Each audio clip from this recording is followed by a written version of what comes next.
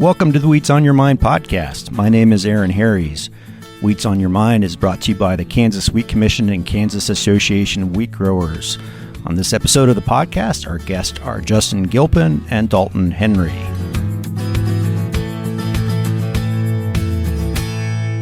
Justin Gilpin is with Kansas Wheat, and Dalton Henry is with U.S. Wheat Associates. Both have been guests on this podcast before, and we thought we'd have a little round table here just to touch base on, let's call it trade, tariffs, and Trump. I think that's a good summary. We'll probably go in a lot of different directions. And Justin, one of the things we look at, and we've seen commodity prices are all depressed right now, but one of the silver linings of that, and I just looked at the U.S. Wheat Associates commercial sales report, is we're almost double, if not more than double, the export pace of hard red winter wheat for this market year than we were last year. So the cheap prices that farmers receive for wheat right now in the United States is translating to a pretty good value for our overseas customers, right?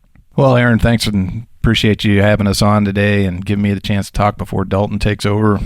But I think it's a great point. As we've sat in our meetings with our board members, knowing what this crop is going to look like, knowing that stocks were increasing for hard red winter wheat, knowing we were dealing with low commodity prices on the horizon and at right now, that we wanted to make that concerted effort and push and try to rebound from where we had been from the last couple of years with hard red winter wheat exports, and to see some fruits coming out of those efforts into markets that we maybe haven't gotten into in a while, and then some of the markets that are consistent markets to see hard red winter wheat continue to be a growing piece of that. You know, hard red winter wheat is the largest grown class in the United States. Traditionally, it's been the largest exported class in the United States, and to see that to a good, strong pace and potentially having 300 million bushels of exports of hard red winter wheat this year is encouraging. But clearly, you know, we have our board meeting coming up, our summer meeting coming up here this week, and it's a difficult time for ag producers. And clearly, the demand piece isn't just the silver bullet that's going to get us out of here.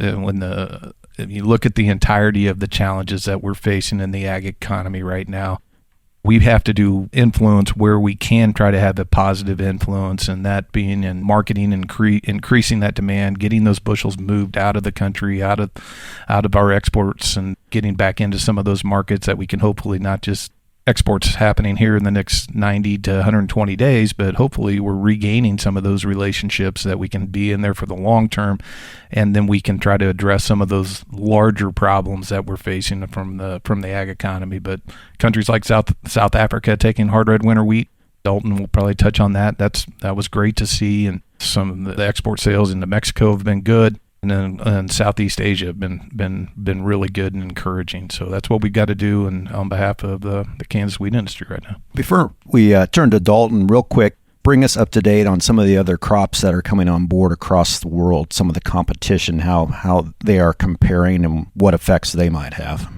Well, I mean, wheat is clearly a global commodity and global competition that we always have faced, and reasons why we've been a little bit more insulated with global shocks that we've been dealing with is, 90% of our exports go to 20 different countries. So we are competing against multiple competitors around the world, Russia being the number one competitor. And then also you've got Australia and the South America and Argentina, the southern hemisphere crop that'll be coming off here in the next 4 or 5 months. Got the Canadian crop that will be getting maybe underway right as we're dropping this podcast, incrementally anyway. And then you've seen some of the European wheat is coming off a little bit better than what they've had in years past, and some recent sales of some French wheat into Asia. Australia crop looks to be maybe getting a little bit better than what they thought maybe a couple months ago. Russian crop seems to be about what was expected, but not a record exports like they had several years ago. And of course, that's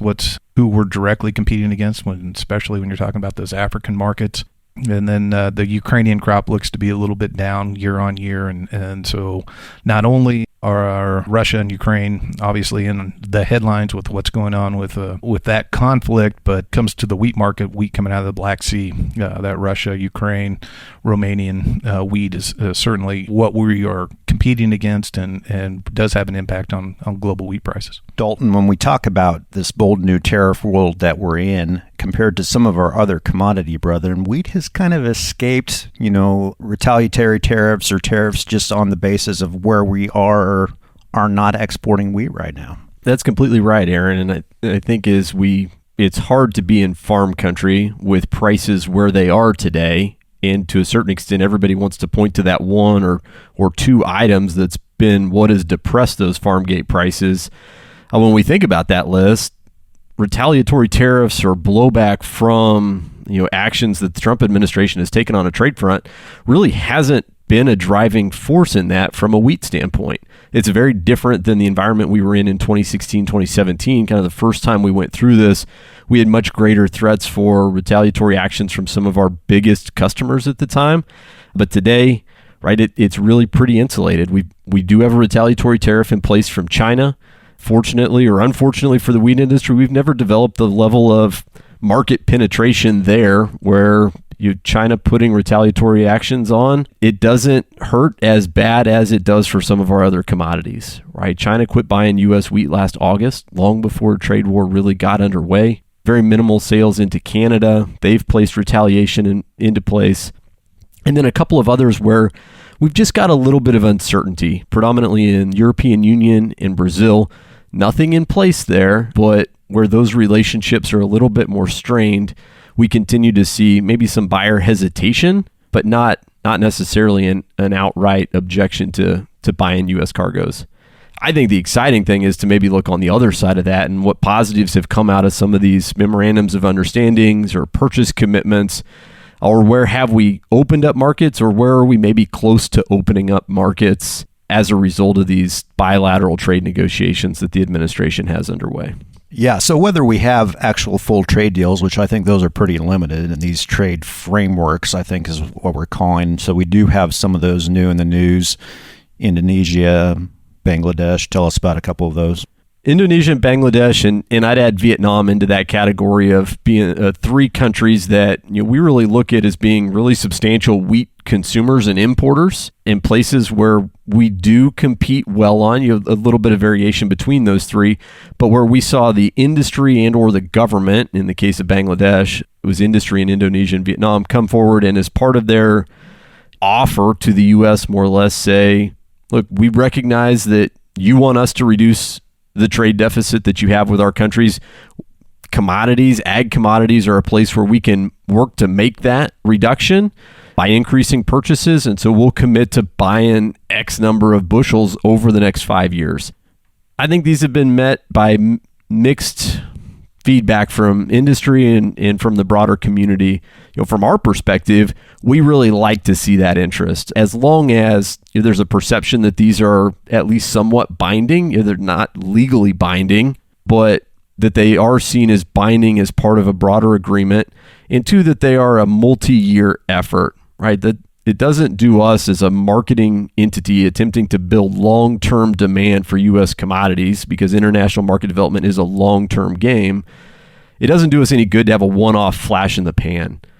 And so far, all of these have been multi-year commitments. You're typically looking around that 5-year mark, which gives us a really good opportunity to have a significant presence in the market, establish demand for U.S. wheat, actually put some investments into training flour millers and providing that technical assistance and bringing trade teams and courses here in the U.S.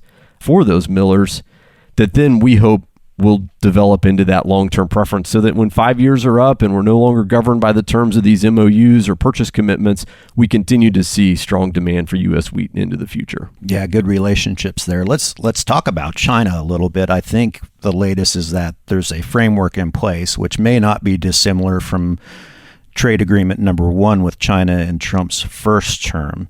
Right now, China's not buying wheat, not much. What happens if we do get a similar deal to what was in the first Trump administration? I think we're pretty cautious around all things China right now. The story of China in the last 30 or 40 years of wheat imports and being a wheat customer has probably been somewhat characterized as a lot of optimism and not always a lot of follow through. You can't ignore the world's number one wheat consumer, right? It just gets challenging when they're also the world's number one producer, and they have so much incentive to protect that domestic marketplace, and also so many more tools than our average trading partner has to control imports, to place restrictions.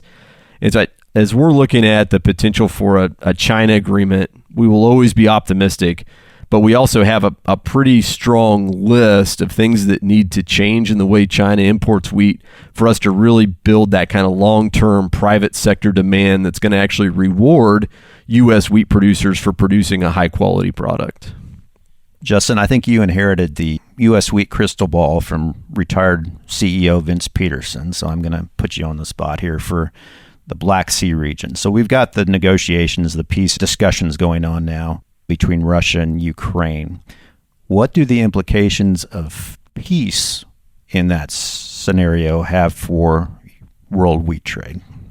Well, I'm not sure the crystal ball that I got actually came with the charger. So unfortunately, well, I mean that's certainly what's on the everybody's mind right now, and on the social media headlines. And the fact that President Trump met with President Putin in Alaska. The meeting was short. I think everybody's still kind of waiting to see what the details were. And as we're recording this, European leaders and President Zelensky are in D.C. at the White House, and so there's so much unknown with that conflict, and clearly there's a President Trump, for whatever his motivation might be in really wanting to get a peace agreement done between those two countries and get that conflict resolved, and it just seems to be a lot of pieces that would have to fall into place that would be an understanding or an agreement on the front lines, to whether it's giving up territory.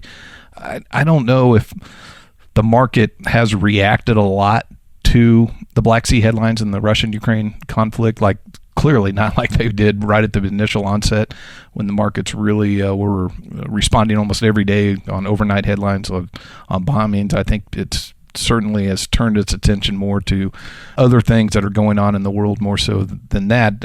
I'm probably a little bit on the other side of the fence when it comes to thinking about what will be the long-term market implications if there is a peace agreement between Russia and Ukraine, where I don't know if it would necessarily have a major market movement. I tend to think that it might actually be somewhat friendly, the market, just because I personally believe that Russia has been very intentional in trying to push out exports over the last 2.5, 3 years with their export tax mechanisms on food and fuel and energy, in an effort to try to generate income for their government to fund the expenses that they're incurring with this conflict. And that if there would be a peace agreement, would that somewhat be backed off a little bit and be a little bit less aggressive sellers and be more of a more traditional marketing sense? And what would that mean to the world wheat market? I tend to think that might be a little bit more friendly than bearish, but it's really, really hard to tell. I don't know if it'll be really a major commodity market movement, other than I think the bigger thing is if you could have an incremental step towards less conflict and a potential peace and agreement. I think that's something that the world would all feel more comfortable about, and markets do like a little bit of certainty or comfort level. So I think that's what everybody's really, really watching, and if President Trump can really pull it off, maybe he would deserve the Nobel Peace Prize. Well, Trump is first and foremost a businessman, though. Is there a potential that part of a peace agreement giving more access to Russia's to more markets? Is there a possibility that some sellers that have moved out of the Russian export market might get back in? Well, I feel like you're baiting me a little bit because you know how I feel about this. Oh, but yes, always. No such thing. I've been the one saying for the last decade that our trade war isn't with China. Our trade war has been with Russia, especially when it comes to energy. And I view the world through a wheat lens, and seeing what's happened and what they've done intentionally and trying to become the world's largest wheat exporter and try to displace the North America, U.S. wheat and Canada presence in those markets. So I do think that as we move in that direction, some of those competitive markets that we've been getting into, it may go more to a competitive situation where we have more of an equal playing field, and you're not seeing Russia as aggressively trying to get into those markets and leverage those markets. The government-to-government agreements, I don't think we know that'll necessarily be as good in our favor. I think that you're still going to have the Russian government who does control a lot of the commodity flows, whether it's in North Africa or in East Africa or Southeast Asia, that have challenges in competing against the leverage that they're trying to influence with those government-to-government agreements. But where we can have logistical advantages and focus on getting wheat into West Africa, Central America, South America, Southeast Asia, that countries that want to do business with the United States and develop those business relationships. I think, like Dalton said, the long-term play is we got to stay focused on whether that conflict is resolved or not resolved, and knowing that even if they do come into some type of resolution in the short term, that there's still a lot of animosity and some what doesn't take much to rekindle probably some of those embers there. Dalton, having a logistical advantage is one thing, but I think something we don't talk about often enough, and you've had some recent victories in this, is these non-tariff trade barriers, right? And so tell us about some of the issues you've been working on, phytosanitary or otherwise, that you've gotten some victories here recently. For sure. A lot of folks look at the current trade policy from the U.S. and they describe it as being transactional. And they do that in a largely negative, or with a largely negative connotation, in saying that what we've done in these bilateral things is we've started really just going in and trading, and we want this change and you want that change, and we're going to bring them together. And part of why I maybe argue with that point a little bit is that the rest of the world in many instances was already very transactional. And we saw that more and more around this topic of non-tariff barriers. A country using phytosanitary or sanitary, right, just kind of broadly summarize that as being animal or plant health concern issues, and using those as levers to control trade, or using them to, right, they would restrict wheat exports or wheat imports into their country on the basis of, a weed seed or plant disease, something to that effect, or human health concern, right? We've seen those as well. And then they would just try to trade that on the backside for something that they wanted access to the U.S. market in. And so to a certain extent, I really genuinely believe the rest of the world was very transactional.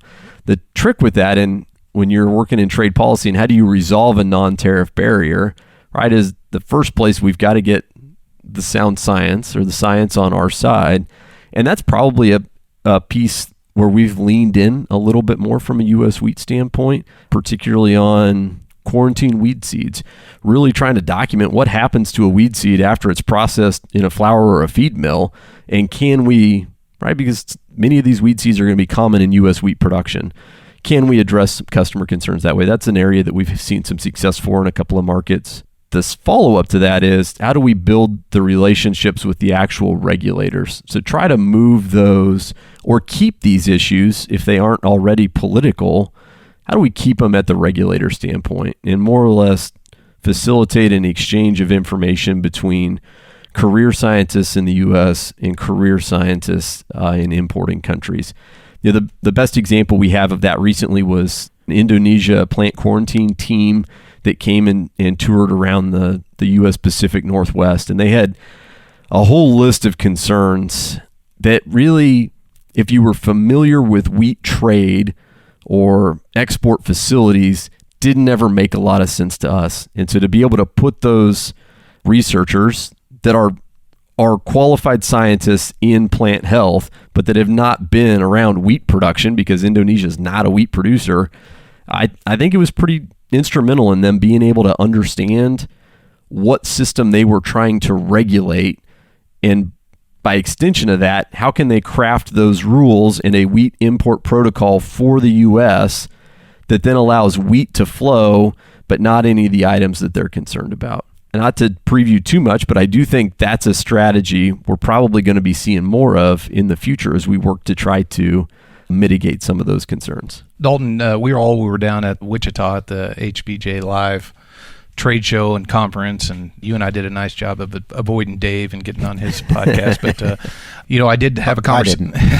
Well, you guys, hopefully you repost that on your Wheats on Your Mind podcast as well, because I always enjoy listening to your guys' insights. But I did have a conversation. A farmer did come up to me and he said, well, maybe we can get to this point where we can do some free trade agreements potentially with some South American countries where we have logistical advantages. And I kind of paused a little bit in trying to respond to that, but we are in a different era that we're probably not going back towards. And I know you put a lot of thought into this, but how do we visualize or talk about what trade agreements used to be, and what are the future of trade agreements, and what direction are we going to be looking for with those trade agreements, especially with wheat, knowing that we're not going back to the way things were? It's a good question, Justin. When we look at for a moment on what did free trade agreements used to be, and this is maybe where some of that criticism comes in that I think is fairly well placed, is that they have been in the past incredibly important tools for U.S. agriculture. No example of that is more clear than Mexico. Mexico goes duty-free wheat. They decide to open their domestic market up. They agree to NAFTA. We actually get duty-free access starting in 1998, and they go from being really a market of almost no importance to the single largest customer that we have today. But along the way, once that market was open, the U.S. lost our preferential advantage into Mexico 10 years after that. In 2008, Mexico then allowed wheat in on a most favored nation basis at a zero duty. And so today we see some Russian or Black Sea wheat coming into Mexico just with the same treatment that we have from the U.S.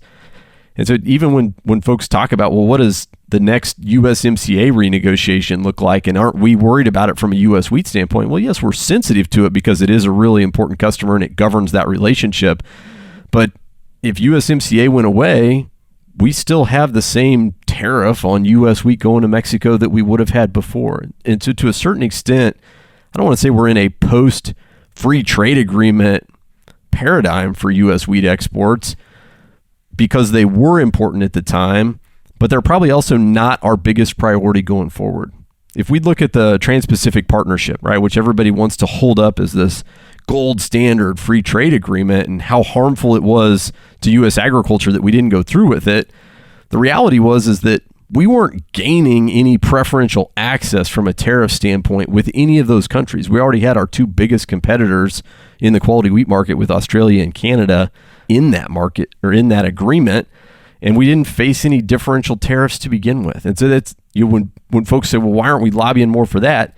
That's the reason. That was not going to be a USMCA or NAFTA-like change in how we trade wheat. So what does it mean that we go to next? And particularly that farmer's question about South America, there are some there where you would say, look, if we can weaken the existing agreements that other countries have, and I think you do that by negotiating on a bilateral standpoint. That's where we're optimistic about Brazil. Clearly, U.S. and Brazil relations are struggling right now, and we got bigger concerns, obviously, beyond wheat trade with that.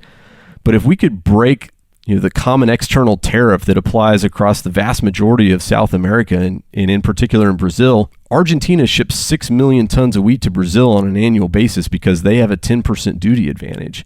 We don't need our own tariff advantage in that one where we have a logistical advantage. We just need to be on a level playing field to Argentina. And I think that's where, on a bilateral basis, with each country kind of picking out those priorities, we can return some advantage to U.S. producers in future trade agreements. So would that involve dissolving the Mercosur agreement? I don't know that it would have to totally dissolve, but it is almost what you're thinking about for a future endpoint.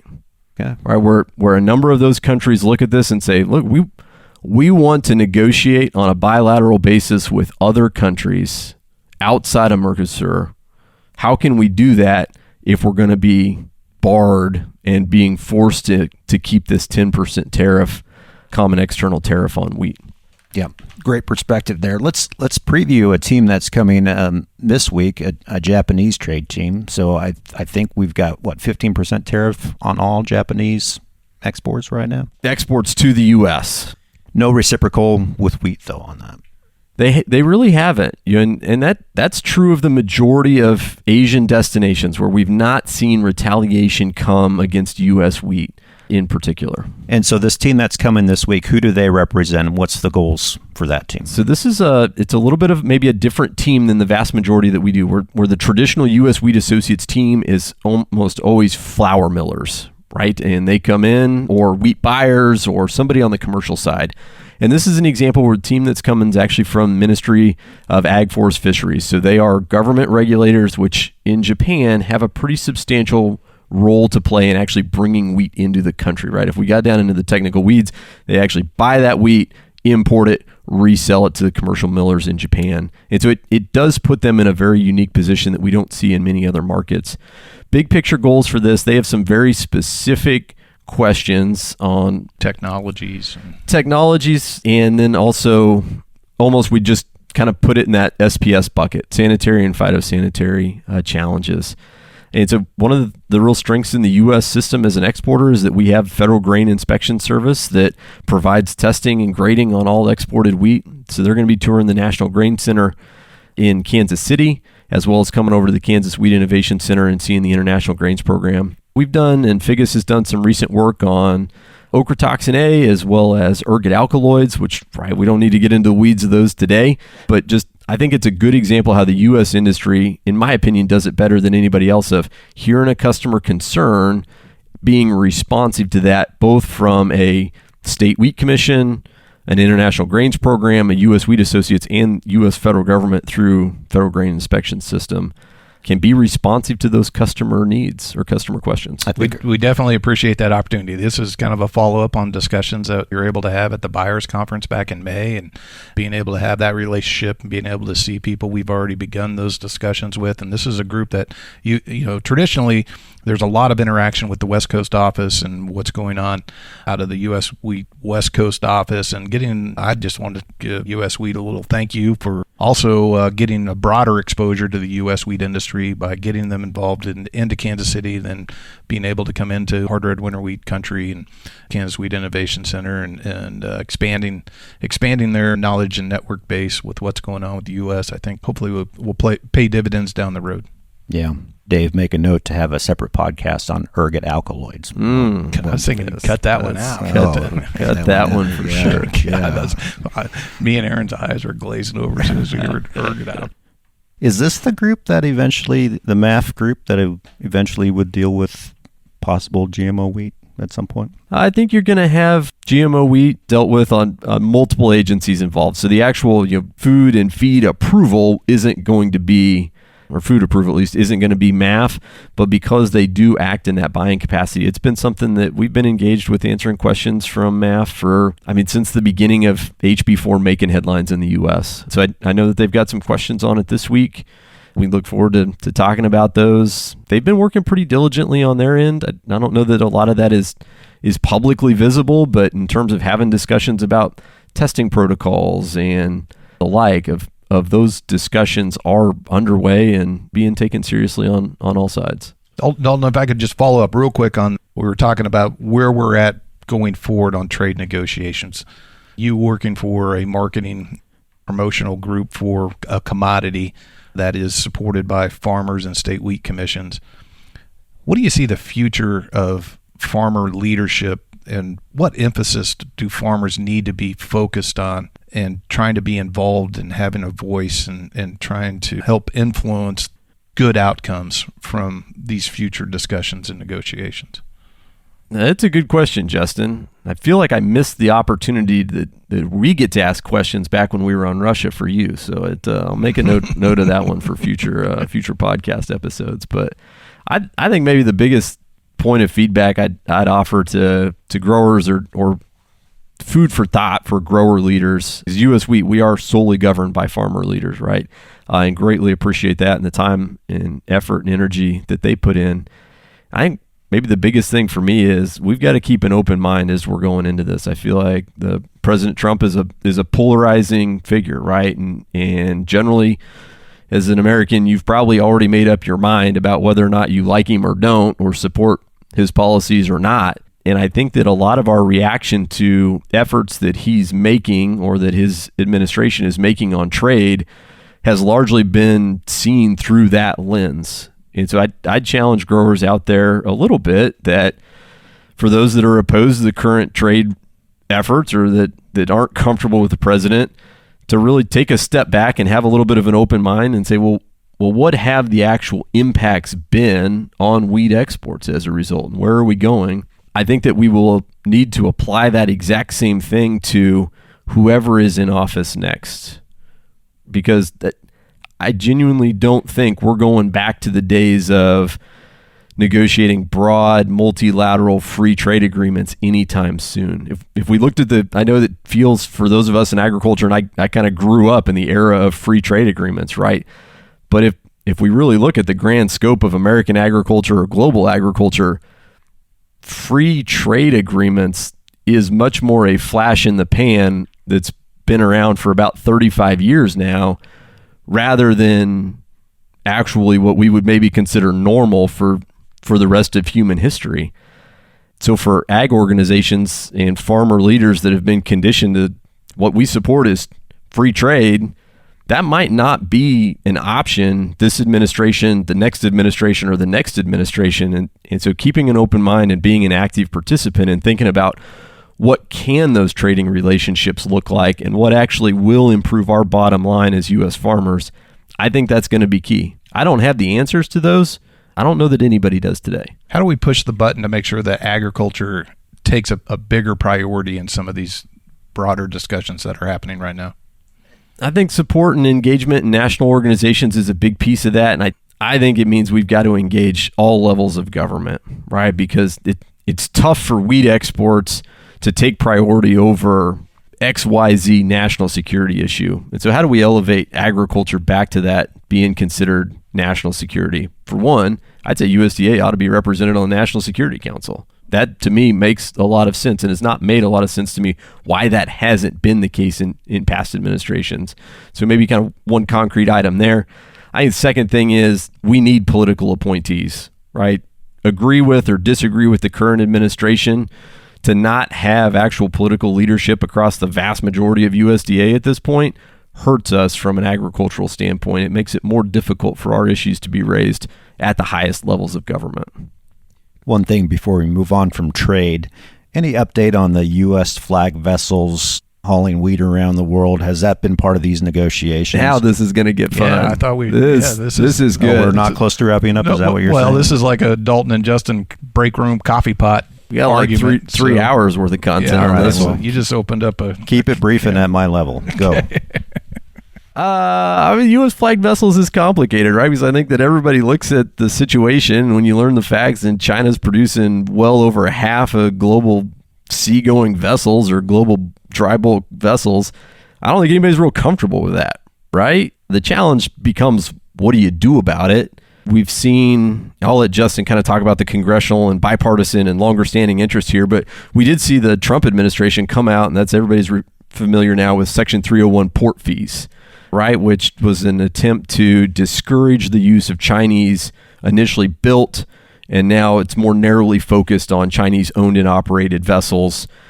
For bulk grain shipments, when we looked at this original proposal coming out in March, April this last year, I mean, it acted like an automatic export tax out of the U.S. of between $15 and $25 a ton. And we just saw global wheat buyers just really spurn U.S. wheat hard because of that uncertainty. And they didn't know a great timeline. We didn't fully know the coverage, didn't know how likely it was to become an actual final policy. It was originally brought forward by a group largely of labor unions under the Biden administration. We thought we were done with it at the end of the presidential term, at the end of Biden's presidential term. And then I think it kind of caught a second life in the Trump administration. They've adjusted that fairly dramatically now. I think there are likely to be some increased costs, but in a much better position from a U.S. agriculture bulk vessel shipping or bulk commodity shipping standpoint. But it really doesn't get at the heart of your question, Aaron, which is, well, how do we incentivize either U.S. vessel building or just at least incentivize it in some country that's not China so that we have some diversity in that marketplace? Well, I think it's clearly an issue that we're dealing with our overseas customers, and a potential risk if it doesn't come to that agreed upon limit of 80,000 metric tons for bulk carriers would be exempt. And so if you got the right exemptions in place, we can avoid some of those negative impacts. When we were doing buyers conference back in April and May, that was probably the first thing that buyers were bringing up was the 301 investigation and port fee taxes, more so than tariff discussion. So it's without a doubt something that can be very impactful. With all the discussions that are happening right now, I know Dalton doesn't like me bringing up the Jones Act, but there's probably multiple things, whether it's the SHIP Act that in my mind plays into what Dalton kind of touched on earlier. Just like we have gotten a National Farm Security Action Plan, we need to have a strong national policy of what we want to have for our national interest and global interest for agricultural export programs, which includes infrastructure, the right mechanisms in place, adoption of technologies, but make sure we got export capacity to be able to deliver to the export world and be a free market player in the world that the world wants, especially in a world right now for the first time is increasing again, over 800 million metric ton consumption of wheat. I think world wheat trade is anticipated to be around close to 214 million metric tons. That was a step back from last year, but is on an upward trend. We need to make sure that the United States is a player in that, not just for our farm gate level prices or for our farmers, but for the world and global food security and stability, having the United States as a major player in a free market system. And that all is encompassing of that infrastructure, and shipping is finally starting to get a lot more of attention and really, in my mind, is broadcasting a huge vulnerability in our system and not having that capacity. And so if we can work with Japan and South Korea to increase theirs capacity and shipbuilding and increase our fleet capacity, I think it needs to be part of a broader discussion as we kind of work through this, identifying little incremental pieces that need to be resolved or dealt with. Somebody needs to be putting that together in a larger puzzle of all these different pieces that need to fit together so we can get to that national plan for wheat that you and I talked about a couple weeks ago. I volunteer you to take the lead on that. Okay. Not very good at puzzles. Well, it's a great idea. It's a concept you talked about before, and I think it's something that does need to be done. Gentlemen, we've covered a lot here. Good update on all things around trade and tariffs, and thanks for doing that. We'll have you on again. Well, thanks for having us. My thanks to Justin Gilpin with Kansas Wheat and Dalton Henry from U.S. Wheat Associates for this great discussion on this episode of the podcast.